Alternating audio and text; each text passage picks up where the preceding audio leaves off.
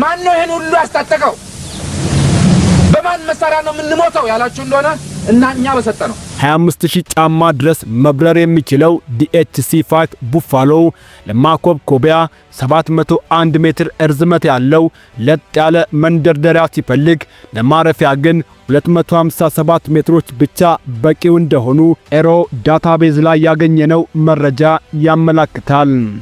እንግዲህ ትናንት የኢትዮጵያ ፕሬስ ድርጅት በፌስቡክ ገጹ ላይ ይህን የምትመለከቱትን አውሮፕላን የቀድሞውን የኢትዮጵያን ፕሬዝዳንት መንግስቱ ኃይለማርያም አውሮፕላን ከተጣለበት ጥሻ በማንሳት አፕግሬድ እና ኦቨርሆል በማድረግ ከ37 ዓመት በኋላ የበረራ አገልግሎት እንዲሰጥ ማድረግ መቻሉን የጦር ኃይሎች ጠቅላይ ኢታማዦር ሹም ፊልድ ማርሻል ብርሃኑ ጁላ ገልጸዋል በሚል ዜና ቢሰራበትም ታዋቂውና በታማኝ የዜና ምንጭነት የሚጠቀሰው ጋዜጠኛ ኤልያስ መሰረት ግን ይህ ነጭ ውሸት ነው፣ በአንድ ወቅት ግን ሶቪየቶች ለኮሎኔል መንግስቱ የሰጡት መሸሻ የሚል ቅጽል ስም ያለው የቱፖሌቭ ስሪት አውሮፕላን ሊሆን ይችላል፣ እሱ ግን ሌላ አውሮፕላን ነው የሚል መከራከሪያን አቅርቧል።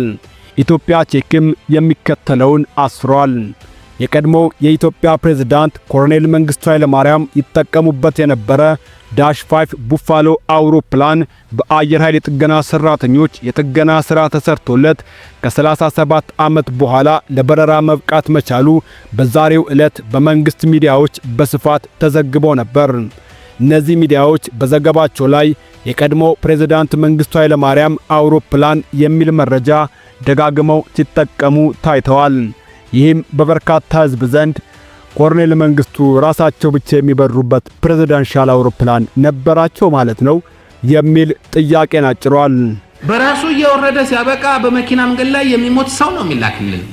መጀመሪያ ነገር ከተሰበሰበበት ማዕከል ይሸሻል፣ ከዛ በመንገድ ላይ ይሸሻል፣ ከዛ ከማሰልጠኛ ይሸሻል፣ ከዛ ከጦር ግንባር ይሸሻል። ምን እናድርግ? ኢትዮጵያ ቼክ በዚህ ዙሪያ አንድ ስሜ አይጠቀስ ያሉ የታሪክ ምሁርና የኢትዮጵያ አየር መንገድን መረጃ ጠይቋል። እርግጥ ነው የመንግስት ሚዲያዎች ሲጽፉት የቀድሞ ፕሬዝዳንት መንግስቱ ኃይለማርያም አውሮፕላን የሚል ሐረግ ተጠቅመዋል። ይህ አሳሳች ነው። ምክንያቱም ኮሎኔል መንግስቱ ለግላቸው ይጠቀሙበት የነበረ አውሮፕላን አልነበራቸውም። እንደ አሁኖቹ መሪዎች የውጭ በረራ ሲኖራቸው ይጠቀሙ የነበረው የኢትዮጵያ አየር መንገድ አውሮፕላኖችን ነበር ብለው የታሪክ ምሁሩ ተናግረዋል። አንድ የኢትዮጵያ አየር መንገድ ኃላፊ በአጭር የጽሑፍ መልእክት ለመሰረት ሚዲያ በላኩት ማብራሪያ ይህንኑ ሐሳብ ተጋርተው ይህ DHC-5 አውሮፕላን በመንግስቱ ጊዜ በኢትዮጵያ አየር መንገድ አርማ የተቀባና በአየር መንገዳችን ስር ይበር የነበረ ነው፣ ወዲያው ግን ከአገልግሎት ውጪ ተደርጎ ነበር በማለት አስተያየታቸውን ሰጥተዋል። በዚህ መሰረት የመንግስት ሚዲያዎች በዚህ ዙሪያ ባሰራጩት ዘገባ ላይ የቀድሞ ፕሬዝዳንት መንግስቱ ኃይለማርያም አውሮፕላን በሚል ያቀረቡት መረጃ አሳሳች ሆኖ ተገኝቷል።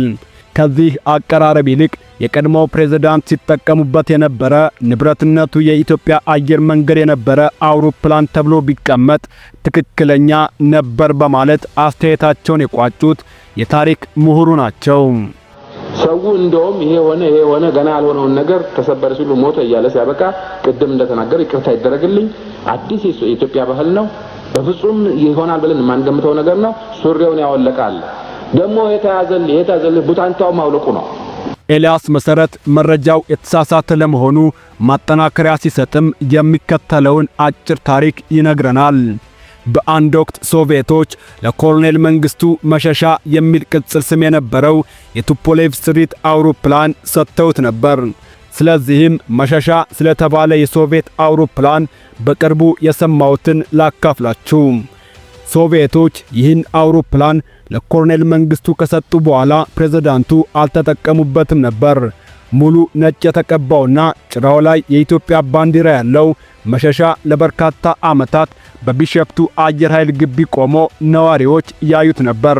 ከዛም ኢህአዴግ ከገባ በኋላና ሜቴክ ከተቋቋመ በኋላ ሜጀር ጀነራል ክንፈ ዳኘው ይህን የሶቪየት አውሮፕላን ለጠቅላይ ሚኒስትር መለስ ዜናዊ የቪአይፒ አውሮፕላን እንዲሆን እቀይረዋለሁ በማለት ቆራርጠው ቀጥለው ነቃቅለው አስተካክተው ጨረሱ።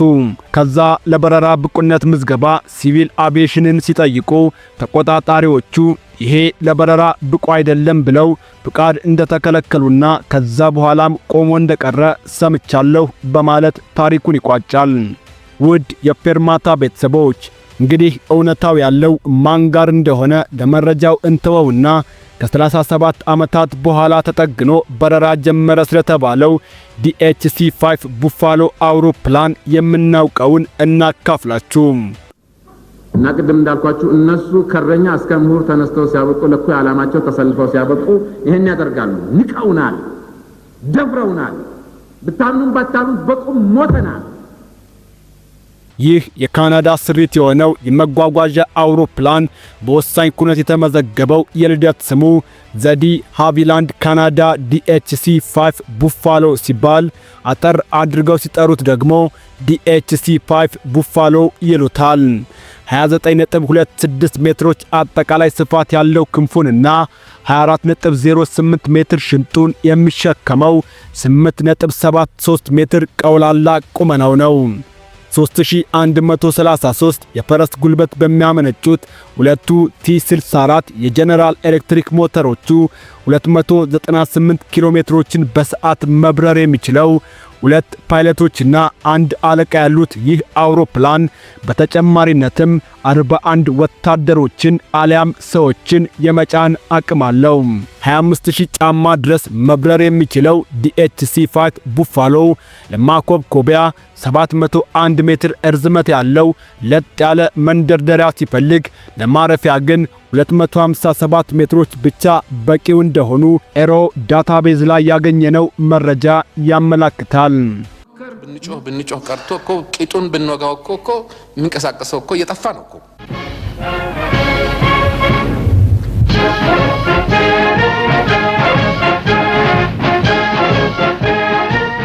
በጥይትና በዱላ በስንት ጩኸትና ሁካታ ለቅሶ አይደለም እንደ የሚወጣው ሰው በአንድ ጊዜ በሞላው 7864 ሊትር ፑል ነዳጅ ደግሞ አንዳች ነገር ሳይሸከም እስከ 3280 ኪሎ ሜትር ድረስ እያካለለ መቃኘት የሚችል ሲሆን አይ በወዝህ ደር ተብሎ እስከ አፍንጫው ድረስ ከተጫነ ደግሞ 10000 ጫማ ድረስ ጎኖ 1100 ኪሎ ሜትሮችን ማካለል ይችላል። በነገራችን ላይ ካናዳ ዲ ሃቪላንድ ካናዳ C115 ቡፋሎን ጨምሮ የዚህ አውሮፕላን 6 አይነት ቫሪያንት እንዳላትና ለቻናላችን አዲስ ከሆናችሁ ሰብስክራይብ በማድረግ ቤተሰብ እንድትሆኑ ማስታወስ እንወዳለን።